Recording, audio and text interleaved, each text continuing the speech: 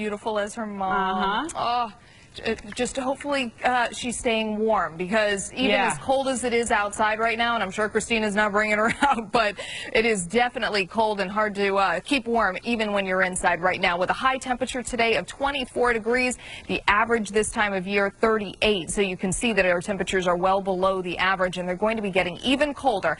As we take a look at our temperatures right now across the area, we're in the teens right now in Sussex, 12 degrees right now in Monticello. That's where we're going to have a chance for below zero temperatures overnight tonight, and then we're going to see even colder temperatures overnight tomorrow night. As we take a look at our winds, though, this is where we're getting a little bit of relief, at least for the meantime. For right now, we've got near calm winds, so we're not getting a wind chill, but tomorrow we are, because we're going to see wind gusts up to 30 miles per hour, so that's going to keep it feeling quite a bit colder outside during the day than it did even today. Let's scan the skies right now on Fox 5 Sky Guardian. We're not seeing any moisture in the area. Everything is clear and dry.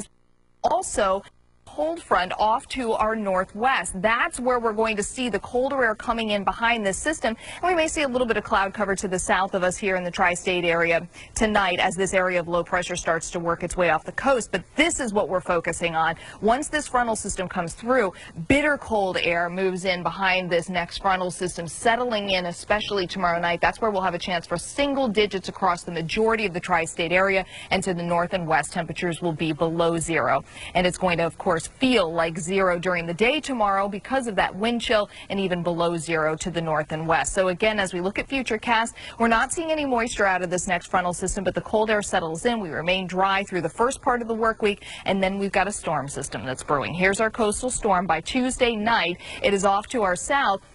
And as it works its way to the northwest, or northeast that is, it looks like on Wednesday we will have a chance for a winter mix. At this point, the system seems to be pulling a little further off the coastline, so it looks like the majority of the tri-state area is going to see just a brief brushing of this system, with Long Island and the coast of New Jersey expecting a little bit more. So again, we'll continue to monitor the system, but at this point my confidence level and how much it will affect our area is pretty low. The models don't seem to be in very good agreement with the storm, but there is a chance for some snow, freezing rain, and then back to snow, but it's mainly to the south and to the east of the city. Of course, some slick roads will be possible, but let's keep an eye on this system. Those coastal storms do have a way of surprising us at times. So again, for tonight, partly cloudy. It's going to feel below 10 degrees, and in the suburbs it's going to feel below zero. Tomorrow, gusts to 30, keeping us with single-digit wind chills. And thank you, Shay. Bundle up. Well, the cameras have been rolling for years. Coming up, rebirth, a stunning look. Temperatures falling below zero overnight, mainly to the north and west, but we will remain in the teens in the city.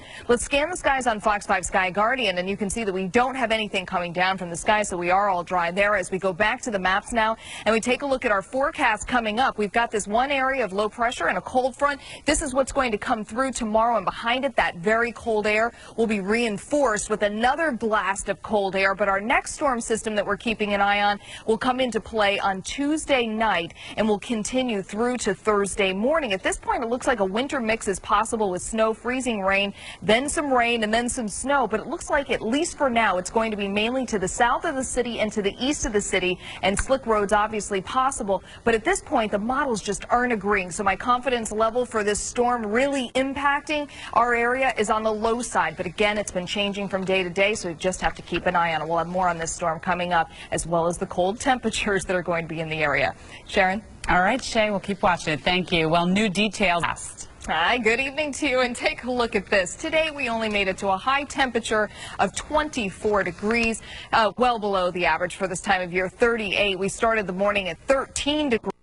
It's about where we're going to be overnight tonight. We're going to be back in the teens. Now, let's go ahead and take a look here at our temperatures across the area. 20 degrees in the city, 18 in Newark, 0 right now in Sussex. So you can see that by tomorrow morning when you wake up to the north and west, we are going to have sub-zero temperatures. But again, around the city, we are going to stay closer to the teens.